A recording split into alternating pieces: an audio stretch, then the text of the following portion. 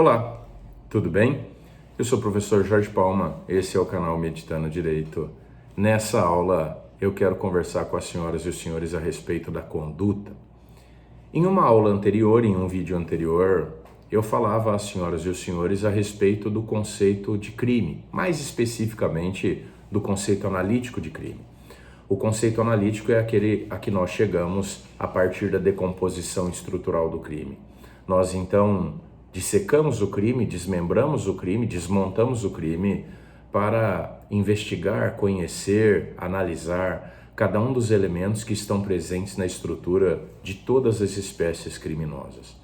Segundo a teoria dominante no Brasil e no direito comparado, que é a teoria tripartida, o crime é composto de 3 elementos: o fato típico, a ilicitude e a culpabilidade. Depois gravei uma outra aula, um outro vídeo, onde falo a respeito do fato típico. Tá aí no canal, pode procurar. Falo a respeito do fato típico. Explico então naquela aula, e repito agora, que o fato típico é composto de 4 elementos: conduta, resultado, relação de causalidade e tipicidade. Nesse vídeo, então, o nosso objetivo é analisar este primeiro elemento do fato típico, que por sua vez é o primeiro elemento do crime, que é a conduta. Então, estamos analisando o conceito analítico de crime, estamos analisando o primeiro elemento do conceito analítico de crime, o primeiro elemento do crime, que é o fato típico, estamos analisando o primeiro elemento que compõe o fato típico, que é o primeiro elemento do crime. Tudo bem? Então, estamos analisando a conduta. Existem teorias diversas para explicar a conduta. Duas teorias são as principais: a teoria causalista ou naturalista e a teoria finalista ou teoria da ação final. Nós precisamos analisar estas duas teorias para verificar qual delas nós adotamos hoje. Então, sobre a conduta, 2 teorias: a teoria causalista ou naturalista e a teoria finalista ou teoria da ação final. Começamos pela teoria causalista. Os adeptos da teoria causalista, que é também chamada de teoria clássica, que é também chamada de teoria naturalística, que é também chamada de teoria mecanicista ou de teoria causal, e que é uma teoria que já imperou entre nós, é uma teoria que nós já adotamos no nosso direito penal, entende que a conduta é um puro fator de causalidade. Então, repito, para a teoria causalista, para a teoria clássica, para a teoria naturalística, para a teoria mecanicista, para a teoria causal, é tudo a mesma coisa, vários nomes para uma mesma teoria, a conduta é um puro fator de causalidade. Para esta teoria, a vontade é causa da conduta e a conduta é causa do resultado. Ou seja, a vontade causa a conduta, que por sua vez dá causa ao resultado. A vontade causa a conduta, que por sua vez dá causa ao resultado. Isso, teoria causalista, teoria clássica, naturalística, Então, para esta teoria, a conduta é um comportamento humano voluntário, que se exterioriza e que consiste em um movimento ou uma abstenção de movimento corporal que produz uma modificação no mundo exterior. Repito, para esta teoria, a conduta é um comportamento humano voluntário que se exterioriza e que consiste em um movimento ou uma abstenção de movimento corporal que produz uma modificação no mundo exterior. Conduta é isso. Não há vontade no tocante à produção do resultado, Então, os adeptos dessa teoria causalista, eles, ao examinarem a conduta de uma pessoa, eles não realizam nenhuma valoração acerca do resultado, acerca do fim pretendido pelo agente. Então, os adeptos dessa teoria causalista, ao analisarem a conduta, não analisam, não consideram, não levam em consideração, não valoram de nenhuma maneira o fim pretendido pelo agente, a intenção. Eles não analisam a intenção. Os causalistas, eles não se importam com o conteúdo da vontade do agente. Eles não consideram a questão do dolo ou da culpa. Eles entendem que isso não está relacionado com a vontade do sujeito. Basta que o sujeito realize uma conduta de maneira involuntária. Não é necessário analisar a sua intenção, a sua vontade, o que ele pretendia. Para os causalistas, a finalidade, o conteúdo da vontade não é tema para ser abordado no momento da análise da tipicidade do fato. Deve ser estudado apenas por ocasião da culpabilidade. Aqui não interessa de maneira nenhuma. Perfeito? Aí surge a teoria finalista. A teoria finalista, ela é criada por um jurista chamado Hans Wessel, e ele critica o causalismo, né? Ele critica o causalismo, porque ele entende, né, na sua teoria finalista, os finalistas então entendem que o ser humano age apenas por interesse. O ser humano age sempre e em qualquer circunstância motivado por um interesse. Ninguém faz nada apenas por fazer. O ser humano nunca faz nada apenas por fazer. O ser humano sempre que age, age com uma intenção, age com um interesse, age pretendendo alguma coisa. O ser humano sempre age pretendendo alguma coisa. Então, não há como imaginar a conduta do indivíduo, a conduta do ser humano, sem que ela esteja ligada a uma vontade, a um interesse, né? Então, veja bem, para os causalistas, a ação é um puro processo causal. Para os finalistas, a conduta é um processo causal dirigido à produção de uma determinada finalidade.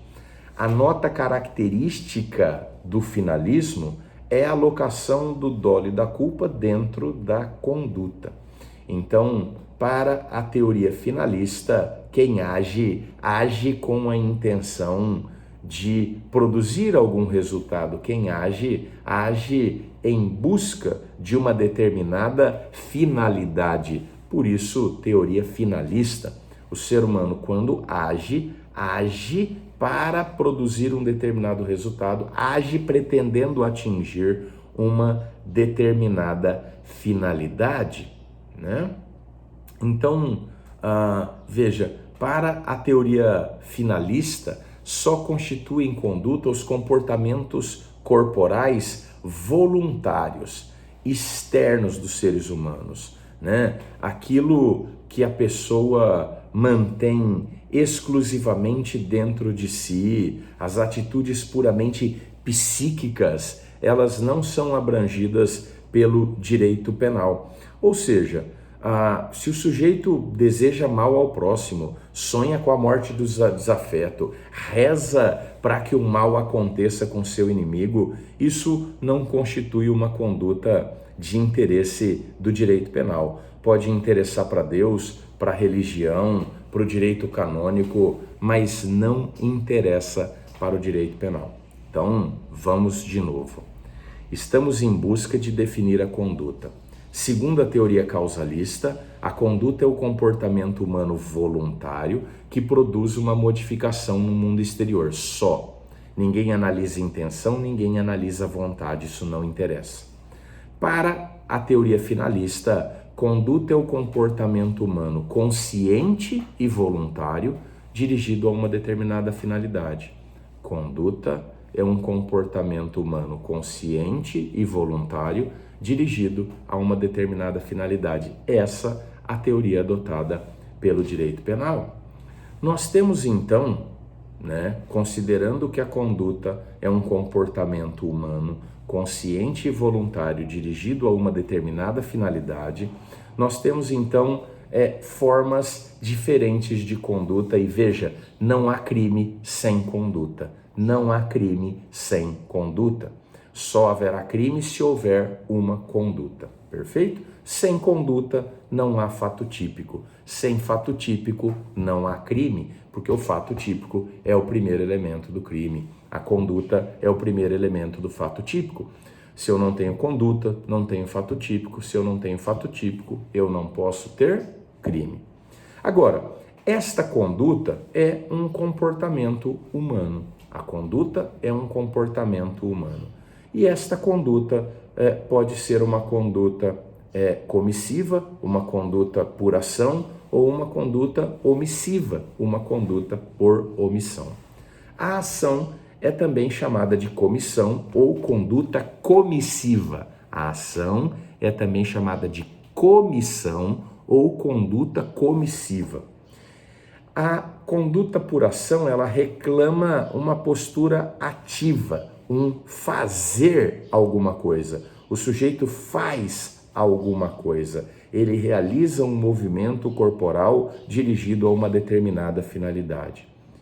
A conduta omissiva, a omissão, ela caracteriza-se por uma abstenção de movimento. O sujeito nada faz ou ele faz algo diferente daquilo que a lei determinava. Na omissão, o sujeito nada faz ou faz algo diferente daquilo que a lei determina. Então, quais são as formas de conduta? Nós temos a conduta por ação, a conduta comissiva, a conduta por comissão, que é uma conduta positiva, um movimento corporal, um fazer alguma coisa que dá ensejo aos chamados crimes comissivos, E nós temos a conduta por omissão ou conduta omissiva, que é a abstenção de movimento, o deixar de fazer alguma coisa ou o fazer coisa diversa daquilo que a lei determinava que fosse feito, e isso dá ensejo ao chamado crime omissivo. A omissão, ela pode ser uma omissão pura ou omissão própria, que dá ensejo aos crimes omissivos próprios. O crime omissivo próprio é aquele em que a conduta está descrita no tipo penal incriminador como uma omissão. A conduta está descrita como uma omissão. O tipo penal incriminador, ele descreve uma omissão, ele descreve uma inação, ele descreve uma abstenção de movimento, Ele descreve a omissão. Quando o tipo penal incriminador, a descrição da conduta penalmente relevante, que está lá no preceito primário da norma penal incriminadora, descreve uma omissão, descreve uma conduta omissiva, nós temos um crime omissivo próprio. É o que acontece, por exemplo, no crime de omissão de socorro. Está lá o verbo deixar, ele descreve uma omissão, deixar de prestar socorro. O crime está descrito como uma omissão. Chamamos isso de omissão própria, crime omissivo próprio. Além dessa omissão própria, desse crime omissivo próprio, nós temos também a chamada omissão imprópria, que dá ensejo aos crimes omissivos impróprios, ou crimes comissivos por omissão, ou crimes comissivos omissivos. Repito, a omissão imprópria dá ensejo aos crimes omissivos impróprios, crimes comissivos por omissão ou crimes comissivos omissivos. É a mesma coisa, os doutrinadores utilizam só nomenclatura diferente para uma mesma coisa. Nos crimes omissivos impróprios, comissivos por omissão ou comissivos omissivos, O tipo penal incriminador, ele descreve uma conduta positiva, ele descreve uma ação, mas o crime, contudo, é praticado através de uma omissão. Ele descreve uma ação, mas o crime é praticado através de uma omissão. O exemplo clássico de um crime omissivo impróprio, comissivo por omissão ou comissivo omissivo, é o exemplo dos pais que, tendo um filho recém-nascido, deixam-no abandonado no quarto lá no bercinho até que ele morra de inanição, de fome. Os pais colocam a criança no berço, desejam matá-la e deixam ela lá chorando, desesperada, até que morre de fome, de inanição. Vejam, os pais praticaram um crime de homicídio. Este crime de homicídio ele vem definido na lei penal incriminadora como uma ação, como um fazer alguma coisa. Mas os pais praticaram esse crime através de uma omissão, deixando de fazer, deixando de alimentar, deixando de cuidar do filho como é a sua obrigação. É um crime descrito como uma ação, mas praticado através de uma omissão. Então nós temos aí o crime omissivo impróprio, comissivo por omissão ou comissivo omissivo. Então essa é a diferença.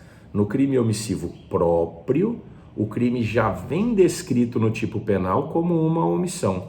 No crime omissivo impróprio, ele vem descrito como uma ação, mas é praticado através de uma omissão. Muito bem. Mas esta omissão, ou toda e qualquer omissão, né? Esta omissão imprópria, ela é sempre relevante? Sempre que o sujeito se omitir, ele estará praticando um crime? E aí nós precisamos chegar no artigo 3º, parágrafo 2º do Código Penal, que diz que a omissão é penalmente relevante quando o omitente, aquele que se omite, devia e podia agir para evitar o resultado. Artigo 13, parágrafo 2º do Código Penal. A omissão é penalmente relevante quando o omitente devia e podia agir para evitar o resultado. E aí ele diz ainda esse artigo: o dever de agir incumbe a quem? A. Tenha por lei obrigação de cuidado, proteção ou vigilância. Tenha por lei, então é uma obrigação legal, como esta dos pais de cuidarem dos seus filhos. É uma obrigação determinada pela lei. Tenha por lei obrigação de cuidado, proteção ou vigilância. É o caso, então, dos pais. Eles têm uma obrigação legal de cuidar dos seus filhos, de sua prole. Inciso B, a linha B, perdão. De outra forma, assumiu a responsabilidade de impedir o resultado. De outra forma, assumiu a responsabilidade de impedir o resultado. De outra forma, em relação a quê? De outra forma que não em decorrência da lei, porque da lei já está na linha A, aqui de outra forma, ou seja, assumiu a responsabilidade de impedir o resultado de outra forma, que não seja através da lei. Trata-se, então, do dever de garante ou garantidor. Trata-se, então, de uma obrigação, de uma responsabilidade assumida contratualmente. É o caso do professor de natação, que assumiu a responsabilidade de impedir que o aluno morra afogado, do guia turístico ou do instrutor de alpinismo, de rapel, que assume a responsabilidade de manter a segurança do seu aluno, do seu contratante, do instruído. Também a posição do médico, do fisioterapeuta, do massagista, do enfermeiro, né? Assistia um vídeo onde um sujeito vai fazer massagem na pessoa, estrala a coluna, torce o pescoço, torce a coluna dela, puxa a cabeça para colocar a coluna alinhada aí no lugar. Aquilo é uma técnica fantástica, maravilhoso aquilo, mas o sujeito assumiu ali uma responsabilidade contratual. Se ele der uma torcida daquela errada de pescoço e lesionar a coluna da pessoa causar algum problema à pessoa, ele vai responder por isso, porque ele tem uma responsabilidade contratual de garante, um dever de garantia, um dever de proteção que ele assumiu numa relação contratual, ou seja, não decorre da lei, mas de uma relação contratual. E ainda nós temos aí a linha C, com seu comportamento anterior, criou o risco da ocorrência do resultado.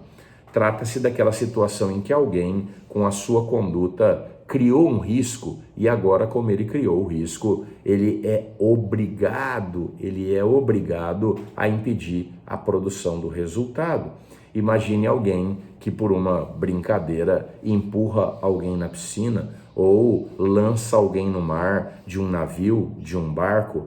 Ele agora tem a responsabilidade de impedir que aquela pessoa não sofra, não morra afogada, porque com o comportamento anterior de empurrar ela na água, ele assumiu essa responsabilidade.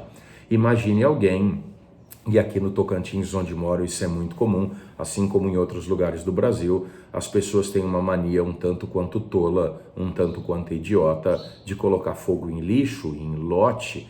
E imagine que o sujeito colocou o fogo na época da queimada e agora o fogo tomou conta do lote e está avançando sobre a casa do vizinho. Esse sujeito assumiu a responsabilidade de impedir o resultado, de impedir que a casa do vizinho se incendeie, de impedir que as pessoas morram, porque com seu comportamento anterior de colocar fogo, ele criou o risco e aí ele tem a responsabilidade de impedir o resultado, né? Veja, essas pessoas evidentemente então estão obrigadas a agir para evitar o resultado.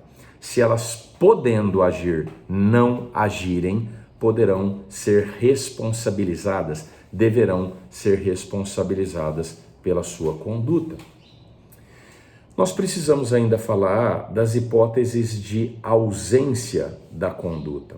Só existe conduta quando houver vontade do agente. Sem vontade, não há conduta, porque adotada a teoria finalista, a conduta é um comportamento humano consciente e voluntário dirigido a uma determinada finalidade.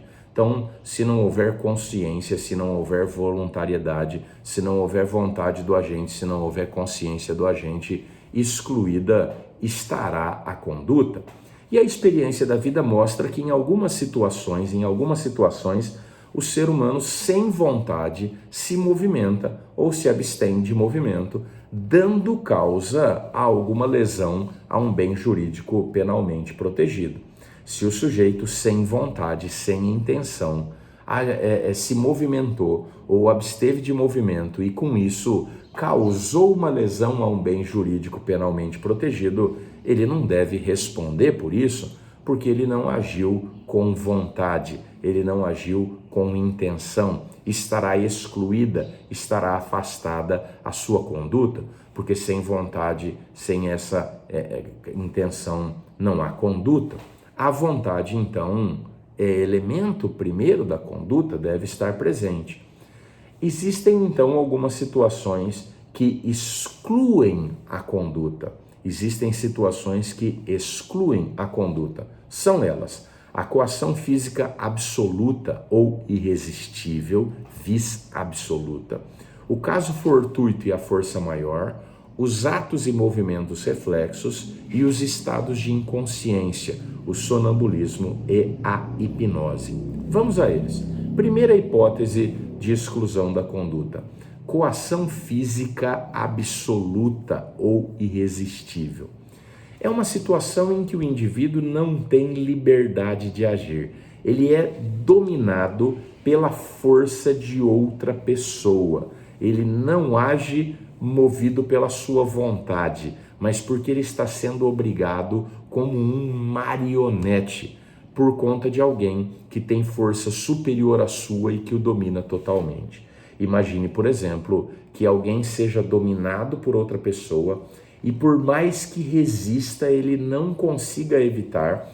Uma arma é colocada na sua mão, o seu dedo é pressionado contra o gatilho e, embora ele não queira, esse alguém que o domina é mais forte, é muito mais forte que ele, se empunha a arma, aperta o dedo dele no gatilho e o força a disparar contra outra pessoa, causando a sua morte.